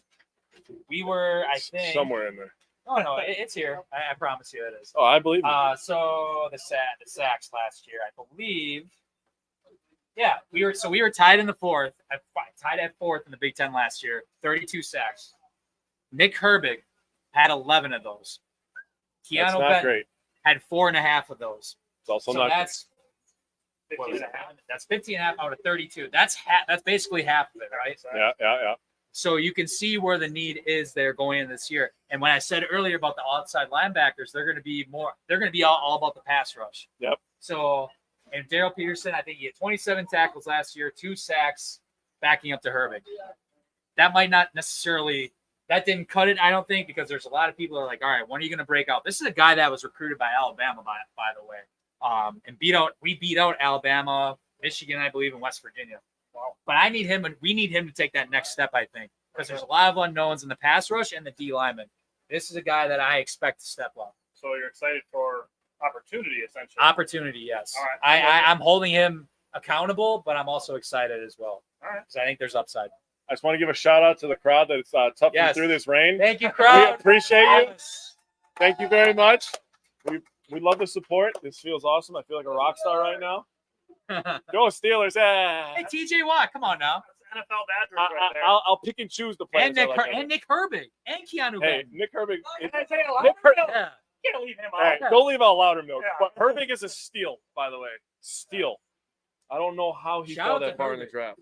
So, my first guy, I mean, Tyler's going to know both of mine. He could probably name them. But my first guy became my favorite player on the defense last year. There was a guy that I pointed out was improving week after week, and it's Njagmeta. This guy is, Muma Njagmeta. I was just going to go last name for some reason. I don't know. I mean, I coach football for my stepson, so I'm just calling all these kids by their last name. No first names allowed, I guess. But Njagmeta is just a stud. He is ranked as the preseason second best linebacker in the Big Ten, inside linebacker, that is. And last year he had 95 tackles, 12.5 tackles for loss, 3.5 sacks, and an interception. He had a sack in 4 straight games to close the year. and 8+ tackles in 7 of 12 games last season. And before, we're just talking about numbers here. I want to point something out that I'm very proud of him for. 2020 academic All Big Ten. 2021 academic All Big Ten. 2022 academic All Big Ten. His major is in finance and investment and banking. So this guy knows numbers, and he knows that we're about to win a lot of goddamn games. I'm gonna Let's also go. say too, very low recruit. He was not highly recruited at all. But you could see the improvement last Exactly. year, man. You could see This is the just one of improvement. those Wisconsin players that like stayed through the system and just Yeah. developed, which is what we're all about. So Yeah. that's why I want to give that quick shout out too. That was good. Both of mine are probably pretty obvious to Jake and Mike. My first one, I'll give my less. No, I'll give my more obvious one. My first one is CJ Getz. Oh, Yeah, okay. that's right. Yep. I noticed him starting to show up in my notes midway through last season, Uh-huh. and he started to show up in my notes then a little bit more, and then a little bit more, and then a little bit more, and then I'm like, this dude has so improved throughout this season. He just kept showing up more in my notes, and it just seemed like every game he just got better. And he was great to have on the show in December. He was our first active player that we had on the show. So Yep. Shout out. absolutely loved having him on the show. CJ Getz had the third best zone coverage grade in 2022 on the Badgers. Oh, wow. Who's And, first? and that just brings it. Yeah, and that just makes it more interesting with his scheme, right? Because Absolutely. he's going to be Pat. I mean, unless adjustments can be made. Don't get me wrong. Uh-huh. But if a typical 3-3-5 in this scheme, Tressel was sending those outside linebackers every time on pass rush. CJ This Getz, could be something new to him. So Breakout candidate? Breakout candidate? it's possible. I mean, you're hearing his name. It's not like he's lying through the weeds. one of those guys that can give you both. Yeah. He can play coverage and rush the quarter. Yeah. So the sky is the limit for CJ Getz this season. I'm super excited for his opportunity, and I love having him on the show. So, Mike, your second one. The Muskego product Should we all chose say it together? Wisconsin over Ohio State to come here, mind you. It's Hunter Wohler. Hunter Wohler. Knew it. You can call him dollar bills, y'all, because he's going to be playing the dollar position in the I didn't agree to 3-3-5. that either. I didn't agree to the dairy rate. I'm not agreeing to that either. Hey, that's all right. I got to bring some swag to this group. I will not participate in your goofy nickname. I love it, Mike. I love it. That's awesome. I got to tell. I hope Hunter Wohler's watching this. That'd be dope. But no, we need to clip that. I mean, the dollar position. 115, we need to clip that. This fits his mold because even like in his Muskego days, it was like he was that hybrid safety and he would just crash to the line of scrimmage. So hybrid safety linebacker. I mean, his position requires a versatile skill set. That's him to a T. Yep. I mean, he can defend the run and pass. We know that. He had a few picks last year. He's a Swiss Army knife essentially. Center fielder, can cover anything. Speed, strength, instincts, like that just fits the mold. And it's very unfortunate last year because that was one of my guys last year. What happens against New Mexico State in the opener? He gets hurt. But no, he's still 6 games. He still had 21 tackles and an interception. So give or take, he was still productive when he did get to come back. I'm looking forward. If he can stay healthy this year, that safety group is going to be arguably the best in the Big Ten. Probably top 10 in the country. Maybe even top 5. Say what you said to me. Say what you said to me. You said best in the country. Say it with your chest, Mikey. Say it with your chest. Best in the country? He said best in the All right, country. best And in the I was like, country. whoa, bro. So what I said before about Hunter Wohler, and I'm going to just restate it, he has the opportunity to be literally a star, like in the sense of the word, like a star player, Yeah. but also like the star position type player. So that hybrid safety linebacker type player that transitions well to the NFL to be able to have the skill set to do both, to be able to, like Mike said, be able to play in coverage, but also be able to lay the wood if you're playing close to the line of scrimmage. And having that versatility is what allows something like a 3-3-5 to work. Yeah. Is by having basically a defensive back that can also play safety. Shout out Jonathan Casillas for being a man ahead of his time. I agree with that. Yeah. All right. Great Who's your call. second guy, Jason? I'm going from a guy from the safety group, probably my favorite guy. As soon as he put that club on last year and was just freaking smashing people with a broken hand. 13. Yeah, Latu. Moe Latu. Yeah, Boy, dude. I expect. Kamoe. Yeah, I didn't want to mess that up. He's the name guy. I'm not. Latu is a stud, dude. 55 tackles, tied for fourth on that team. 3 tackles for loss, 2 sacks, 2 interceptions, both versus Northwestern, by the way, who's going to be horrible. And 5 or more tackles in 5 games this last season. He stepped up big in the Hunter Wooler injury. So that injury actually, propelled us to a very good position that we're in this year, where we're going to be, playing 3 safeties at times, and Hunter Wooler and Latu are going to combine for a lot of tackles. I will predict that. So my second guy is another guy that we had on the show, another defensive back. I'm going with Ricardo Hallman. Mike keeps bringing up the guys that performed well in the spring. Ricardo Hallman might have been the guy whose name was said the most all He spring. was.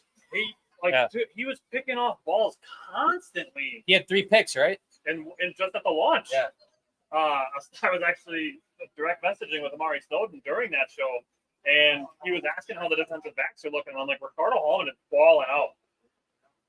We had him on the show earlier this year. He has a good head on his shoulders.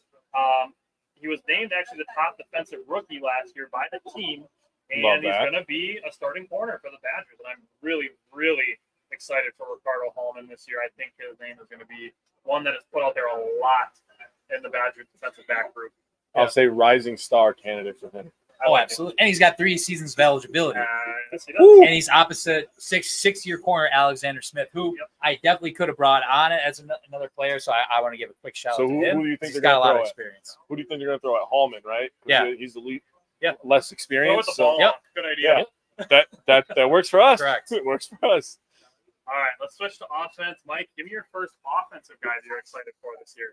This is going to be so fun. I feel We're going Morgan first. like this is going to – I'm going to go – this is going to be – I'm going to do my steal kind of first because I could go different ways. If you steal my guy, I'm gonna like punch you behind the. I'll just move right out of the way. I'm going to go – I'm going Will Pauling. I want to go Will Pauling. Well, you don't have 2 wide receivers. We're gonna go Because, I mean, yeah, I got other ideas, but no, I'm going to go Will Pauling. I go back to the quote that I said with Phil Longo before, and this dude, even in spring, was making plays. Paul, you would just hear his name constantly. There's a reason why Fickle brought him over from Cincinnati. I mean, it's not like he tried to bring every single one of his recruits over from Cincinnati. This is just a guy that's literally from day one and took over. Loves Skylar Bell, but he took over like his spot. Then again, Skylar wasn't necessarily positioned to play the slot to start. Mm-hmm. But this is just one of the guys that like stood out in spring and fall camp consistently, day after day after day. one of the fastest guys on the team. Exactly, and that as well. Yeah, and I mean in the 40-yard dash, he's always like one of those guys, top 3. Didn't they clock him at like 22 miles an hour? Yeah.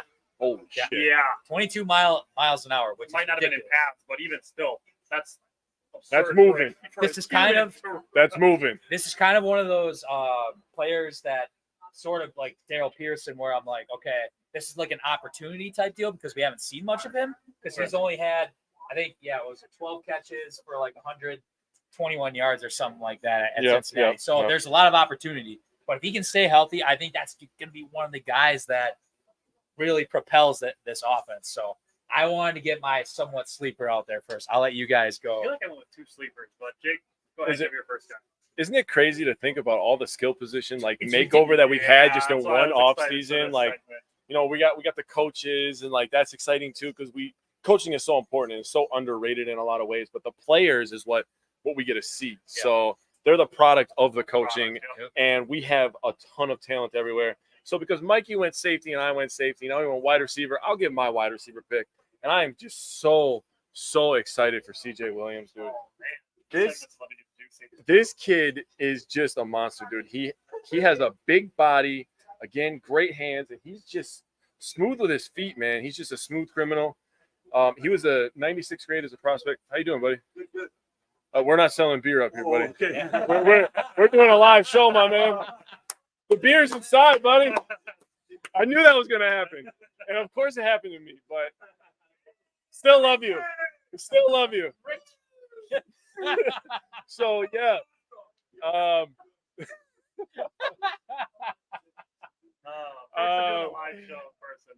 Yeah, CJ Williams. Glad we're at Isaacs. Yeah, that was definitely small townish right there. We're definitely coming back here for the basketball. What just happened was small townish for sure. Yeah, so CJ Williams, I love his body control in the red zone. For me, he looks like a number 1 wide receiver. right? And the last real number one wide receiver that I think the Badgers had was Lee Evans. I'm being completely honest with you when I say that. Yeah. I mean, Jared Aberdarius was nice. I mean, we've had some Danny Davis had his day. Danny Davis had his day. I mean, we've had some good guys over the years, Quintez Cephas, I but guess. CJ Williams looks like, like you said before, he looks like, he's a dude amongst guys, right? There's guys and there's dudes. So CJ Williams is he's a stud, dude. Future stud. All right. Well, I'm going to make it a trifecta. I also have a wide receiver, not one that you guys named, and it's not Kimmeray DK. I love Kimmeray DK, but I've named him in this segment for the last 2 seasons, for the last 2 Badgers primers we've done.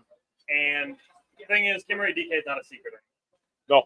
Everybody knows Kimmeray DK is going to be the big dog for the Badgers passing offense. He's going to be the number one guy. He's going to be the go-to guy. He's going to be a star for this offense. So I'm going with Bryson Green, actually. Great pick. Bryson Green, he's a little under the radar. Obviously, he's stuck by these two, so I got to name Bryson Green in this segment. But Jesse Temple actually noted his physicality and strength.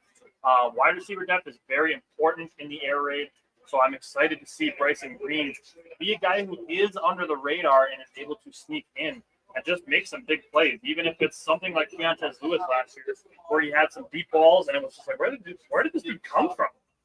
No. And now we get to see with Bryson Green, one of the more proven wide receiver transfers the Badgers have, even though he only had 36 receptions last year, but 5 touchdowns in those 36 receptions. So 1 out of every 7 receptions that he had was for a touchdown, essentially. So Bryson Green is my first one on offense.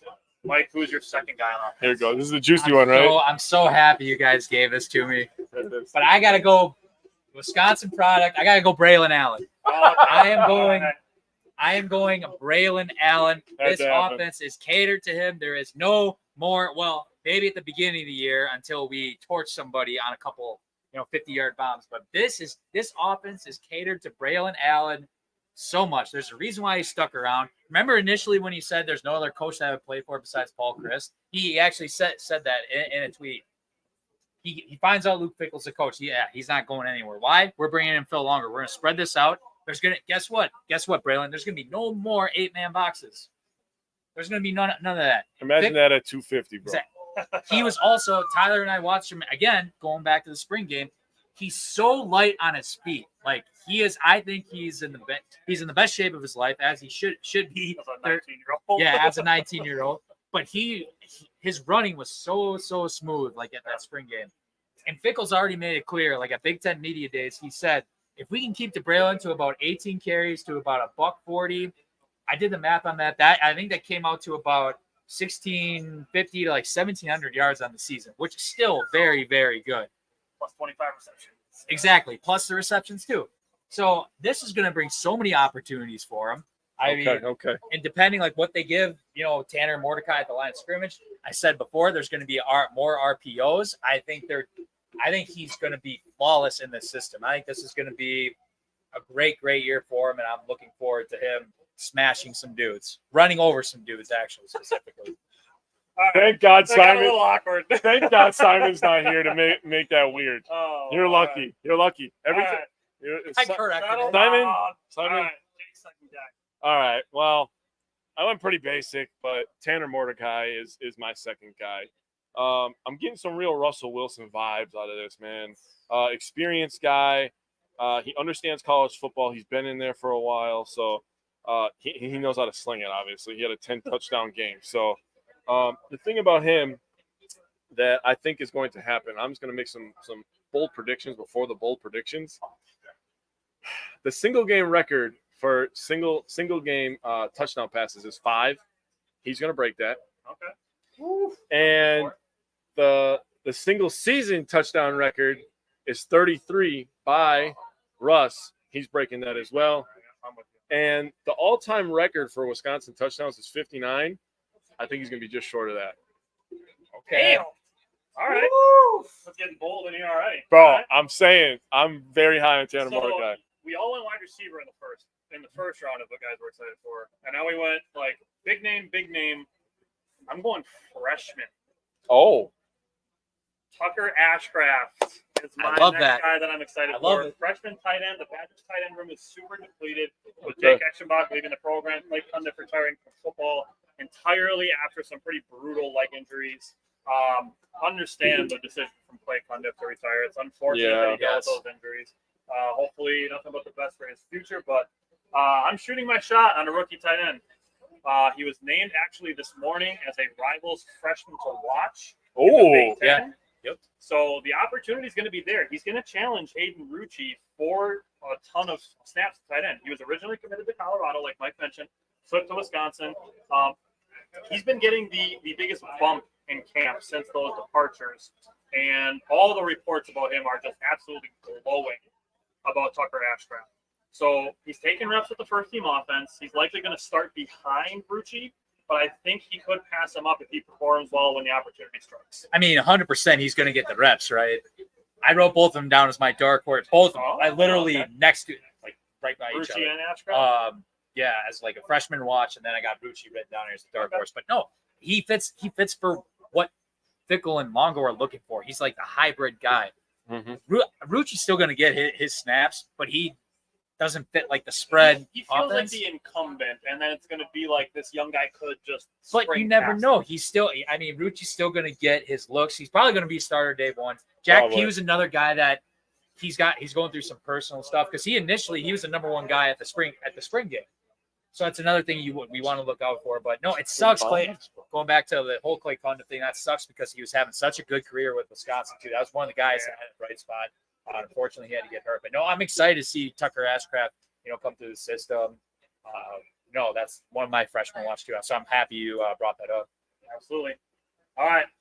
We got 3 segments left. We got games we're looking forward to, bold predictions, and record predictions. Let's do the games we're looking forward to. I'm just going to run through all 3 of mine. Okay. I'll have Jake do his, and I'll Mike do his. Yep. Probably going to be some overlap here. Yeah. Probably going to be some super obvious ones here. Probably. I'm going to start with September 2nd against Buffalo. Oh. I mean, I'm excited to You're just good. get the first look at the new team. It sounds generic, but I also want to hear the crowd. I want to hear Camp Randall when the new coaching staff, all the new players come out, all the optimism that Luke Fickell and company have brought in with their first game at Camp Randall. So first one I'm looking forward to is the Buffalo game. Second one, this is probably on all 3 of our lists, but it's Ohio State. The Badgers are representing at home and will have a massive measuring stick game with Ohio State. And then the third one is another generic one, but I got to rep the button. Going with the Minnesota game, get the axe back, keep it forever. I'd love to destroy Purdue, Iowa, Illinois, Washington State, get a little revenge there. But those are the 3, Buffalo, Ohio State, and Minnesota. Jake, which 3 are you looking forward to? All right, get ready because I'm about to get angry. All right. So the first game, the first game, I'm also going to start with the September 2nd game. All the buildup through the offseason, all the change, everything we went through last year, everything comes to a head on September 2nd. It's going to be an absolutely electric atmosphere in the camp. It's going to be very loud, and I feel bad for Buffalo that they have to run into this buzzsaw. That game is set for 2:30 p.m., so kind of a primetime slot in the middle of the day on a Saturday, college football first weekend, and it's on FS1. So we're on national television, and we're about to freaking pound the piss out of the Buffalo Buffs. Thank God your boy Lance Leopold's not there for that one because They scheduled when he was there. he would have been embarrassed on national television. I'm sorry, but because Fickle's going to have those boys ready to run through a goddamn wall. I'll tell you that. The next one, Iowa, you goddamn bastards. We didn't forget about what you did. At least I didn't. You don't play jump around after you barely beat us, and they don't call that flag in the game that Tyler called out plenty of times by Jack Campbell. I now don't like you, and you're on the Lions now, so screw you again. We didn't forget, and we're coming for revenge. I'm going to rep the button now. I hate Iowa the most. I don't like Ohio State. I don't like Michigan, but I do absolutely not like Iowa. They are talking up a big game over there on Twitter, Facebook, all of them, right? We're about to smash those boys, just like we did 2 years ago at the camp. And my third one, give me back my goddamn axe. That axe belongs to us. It doesn't belong to you. We let you borrow it for a few years while we were going through some turmoil. Two couple. Two. But give me back my axe. This one, I feel like I'm going to give a little bold prediction on this one. It has a chance to be on national television as well. Minnesota's a little sneaky this year, and Wisconsin's going to be in the running for, the Big Ten championship and college football championship, in my opinion. So it'll have some college football implications in this one. So I think it could be on national television. And I'm excited to just beat the crap out of all these teams. It's going to be a good year. All right, Mike, give us your 3. All right, good. No, this is good. So my first one, we got to get some revenge on these dudes. My first one is at Washington State. This is our first true road test with the Fickell coaching staff. We got a lot of players on that team that are going to want some payback of some sort. Yeah. We outplayed them at Camp Randall last year. I can sit here and honestly say that we did. Just a couple mistakes that just didn't go our way at the end of the day. So I'm looking forward to that. I mean, going against Cam Ward, that's going to be kind of tough too. 3,200 yards passing. What are we going to do? What are we going to do to stop that? So I'm looking forward to seeing that matchup versus Tanner. Seeing Tanner's first road game as a Badger on the road as well. Yep. Yes, he has plenty of experience, but we'll see what happens there. Number 2, I'm wearing it. Oh, I'm a fan of some Friday Night Lights. Okay. That game at Purdue, I think that's dangerous. I think that's another road test that's a trap game there. We don't lose at Purdue. We're gonna talk about it. We don't lose at Purdue though. We're gonna talk about it. Okay. I mean, Purdue, they got Hudson Card coming in, Texas transfer. Huh? They got, and what really scares me about Purdue, they're going to be, I think, that school that produces quarterback after quarterback after quarterback. Why? Guess who? At offensive coordinator, Graham Harrell, former Green Bay Packer, Sneaky. a stud at Texas Tech. Sneaky. They bring him in. That's They're a good call. They're going to get all these quarterbacks. That's a good call. Purdue, yes, we're going to talk about that, but him versus Tanner Mordecai again. That's just another matchup. I like that. And number three, I got to go with Bert Bielema at Illinois. I like it. Jimmy Leonard is at Illinois. Yeah, he is. You cannot stand here with a straight face and say Jimmy Leonard's not going to want to beat Wisconsin. Oh, he wants to stick it to us. Yes, he is an analyst, but he's probably working right now. It wouldn't surprise me if he's sitting at his home in Madison right now working on how to beat Wisconsin this year. Well, we need to kick him out of Madison for one. I mean, no, and he's just an analyst. Like basically, to my understanding, he goes down there from Monday to Friday. He comes back. Comes back home for the weekends. It's as simple as that. But he's going to want to do everything he can to beat Wisconsin. As is Brett Bielema. As is Aaron Henry, the defensive coordinator, who was a former player for the Badgers. So that game scares the hell out of me. I will say that. That should be a good football game. But I'm definitely. It's going to be a great game. In Illinois makes that one very, very tough. Also, I was at the Illinois game last year, and that is when everything at the Wisconsin Badgers football program changed. They flipped. McIntosh saw. We got embarrassed flat out. Chase Brown embarrassed us at the end of that game with that long touchdown run. So I kind of thank Illinois a little bit for forcing the change, forcing us to realize our problems and look in the mirror and be like, all right, it's time to throw some money over here and let's get this thing rolling, right? So that's going to be a big one, I think. All right. Great do choice. some bold predictions, and then we'll get record predictions, and we'll get out of here. All right. All right. Bold predictions. My first one, All maybe right. not super bold, but either Tanner Mordecai or Braylon Allen will be a Heisman finalist. Oh, damn. Yep. So maybe not super bold because you can see the path for it, but one of the two will be a Heisman finalist. Okay, you ready for this one? You brought up 1,000-yard rushers for running backs with Phil Longo. Okay. I'm going dual 1,000-yard receivers. You motherfucker. I love you very much. All right. DK and CJ Williams are both going to have over 1,000 yards. DK is going to break Jared Aberderis' single-season reception record of 78 set in 2015. All right. I like it. Mine's a little bit different, but I'll Okay. I'll put that one. Okay, that works. So I thought about doing 2 1,000. I did. We're gonna have 0 1,000-yard receivers. What the But hell? but we're gonna have 3 guys clip 700 yards. Okay. Whoa. That's almost better. I put down DK, Bryson Green, and Will Pauling. Okay. Now, You love Will my Pauling. second one is similar to that.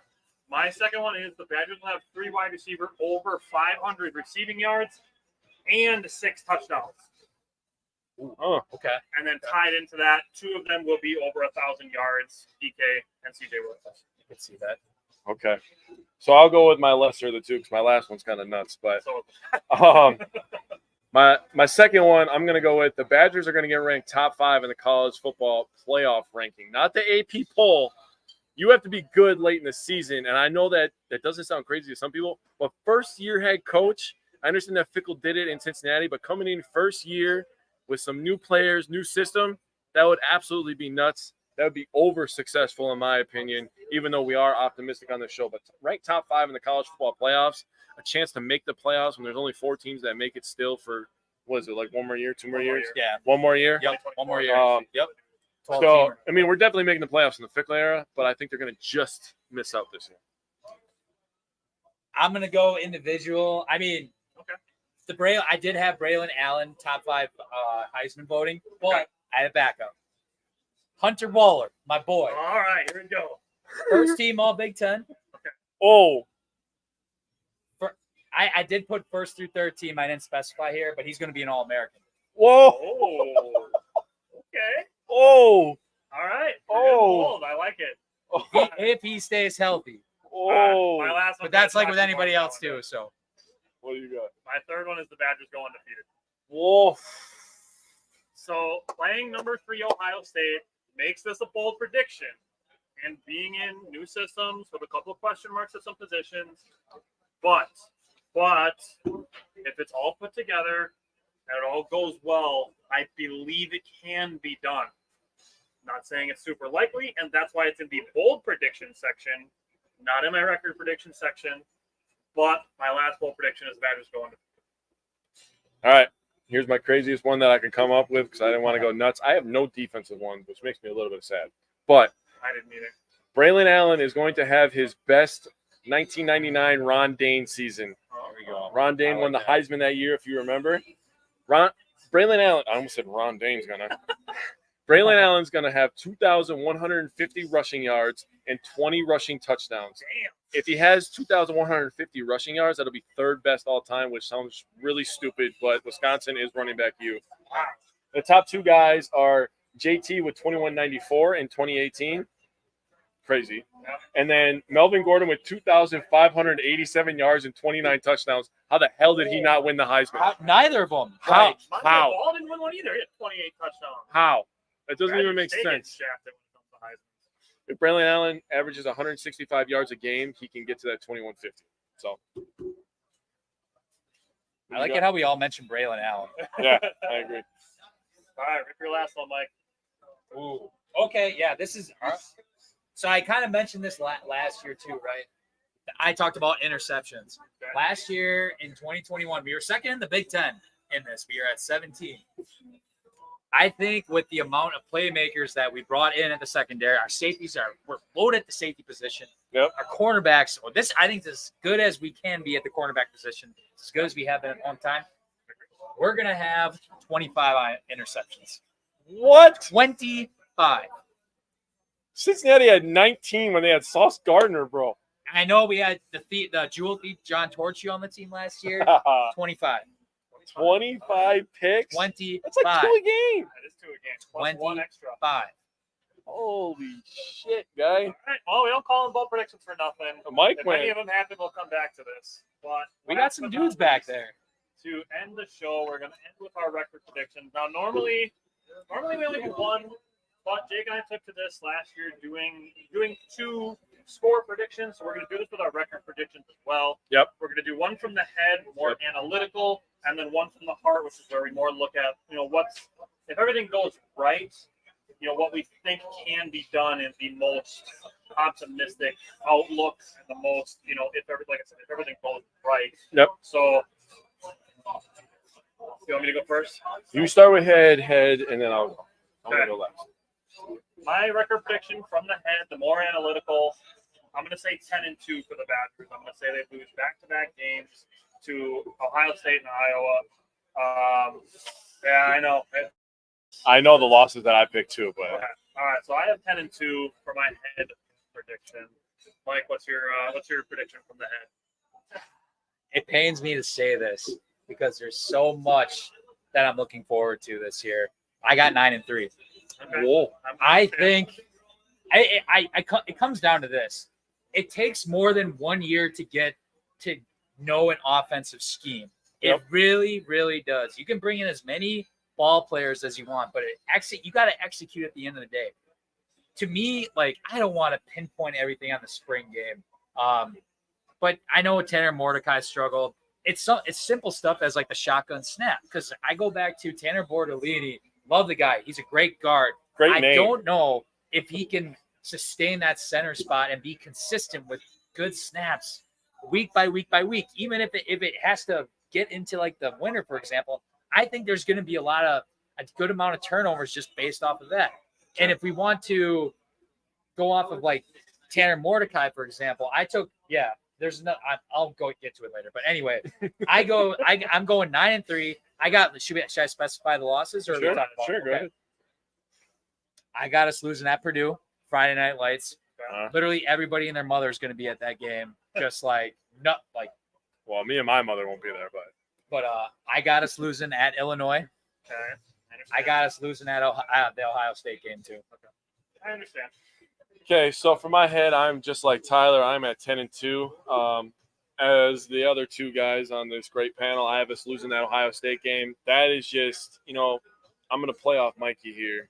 First year in the new system, that's going to be tough to win that high-profile game when you got guys like Marvin Harrison Jr., who's just going to put so much pressure on your defense, right? I'll say he's going to be the number 1 overall pick. I'm calling the shot.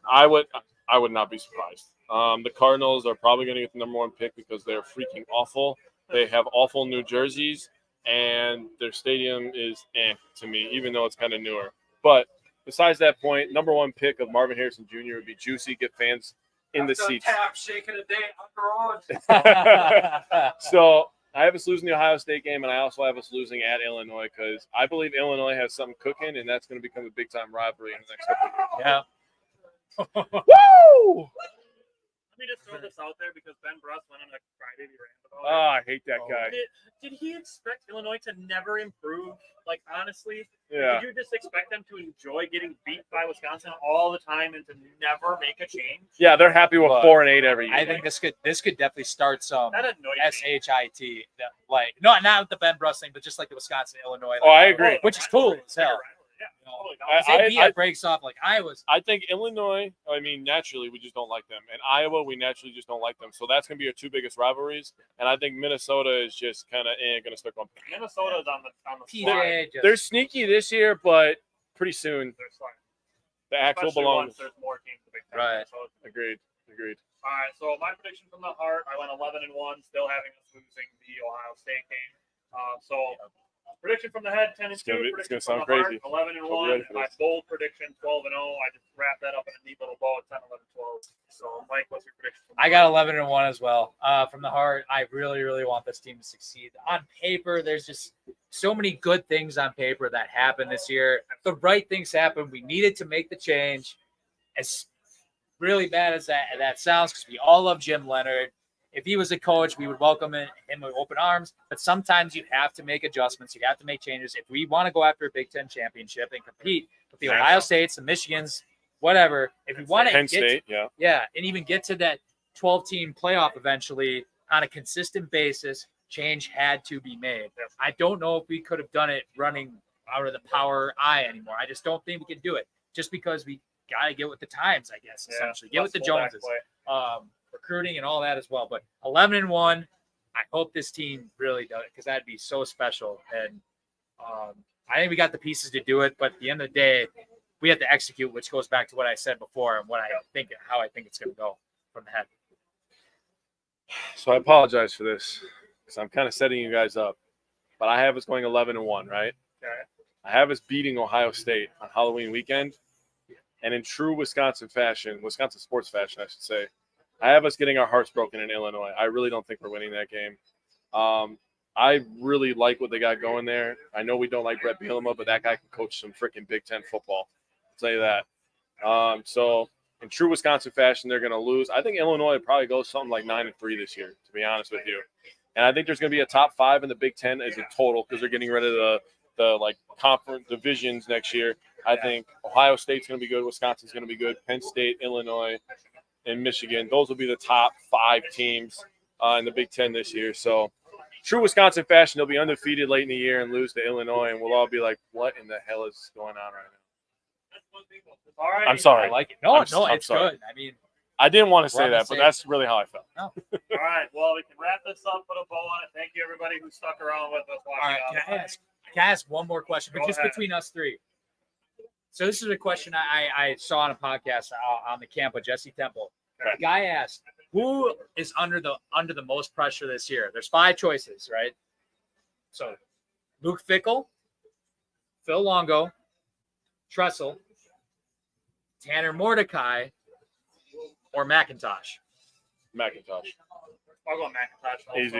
And it's McIntosh. not even just all with the football thing, because I think there's still a lot of whiners about Greg Gard. I agree with that. Yeah. I think that he threw so much freaking money into the football program that if it doesn't succeed, that's when you're going to hear the crying from the other departments about not getting some of that money. Right. That's what I think. And I thought about this for a while too, because you can go in so many different directions with this. Because I went kind of like when I said in the beginning of this podcast, there's a lot of those old school Badger fans that are all about this is how we normally do stuff. Yeah. That's been the mold for the last 20 plus years. 30. Somebody within the system needs to be hired. Well, I mean, I guess Gary Anderson, I guess that could be an exception, but that was Barry Alvarez's hire, so everyone gave it the green light at first. This is out there. So I thought about that too, but you can literally go any sort of direction with this, which is I think Mordecai is Mordecai the would least. have been my other guess. Yeah. You think most? I think least because he's already like what has he got to lose? my thought was Phil Longo. Actually. I would go with Fickle. Only because the reason why I thought Phil Longo, obviously with the offensive scheme, that is the biggest change. You can say Tressel, and this goes back to the expectation of Tressel. I think he's still going to have a top 15 defense, but when you have expectations like that, that creates some more pressure though, kind of too at the same time. So I personally think with the schematically, I thought Phil Longo at the end of the day might have the most pressure because that is Fickle's guy. But I mean, and then you can put that's just a trick question. But Respectable. All right. Well, again, thank you everybody who watched. thank you everybody for coming out. Thank you.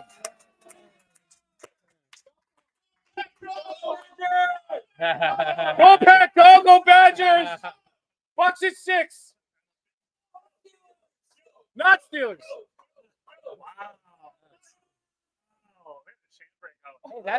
That's an Holstein crowd for us, man. Oh.